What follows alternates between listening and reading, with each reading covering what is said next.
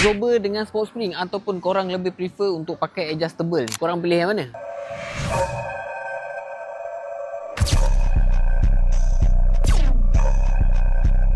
Untuk event Malaysia Auto Show ni, aku bawa beberapa top produk Mr. Absorber. Antara dia yang 3 ni. So, ni ialah 3 jenis absorber daripada Pro Expert. Yang ni standard, yang ni heavy duty, yang ni sport. Yang ni sport spring daripada Pro Expert, warna merah. Yang ni pula ialah adjustable daripada Pro Expert jenis Hilo Sofa 32 step. Bukan tu je, tapi aku bawa juga top performance adjustable daripada Max Speeding Road. Yang special pasal Max Speeding ni, dia datang full set siap dengan pillow ball mounting. So, untuk pemakaian performance memang tak ada masalah. Dan yang ujung sekali ni lah absorber daripada brand Gold. Gold ni kelebihan dia, korang cakap je korang pakai kereta apa mesti ada. Daripada absorber biasa macam ni sampailah jenis Airmatic pun ada. Jadi untuk korang yang pakai kereta Merc, BMW, kereta-kereta konti JDM, Gold ni korang kena try. Dekat Malaysia Auto Show ni, semua brand-brand ni bawa top produk diorang untuk diorang tunjuk dekat korang dan korang boleh tengok sendiri produk-produk ni. So korang pilih yang mana? Absorber dengan sport spring ataupun adjustable? Cuba korang komen. So jumpa korang di Malaysia Auto Show 2025 di Maib Sedang, dan jangan lupa follow dulu akaun Mr. Absorber. Jom kita pandu kereta lama seperti baru.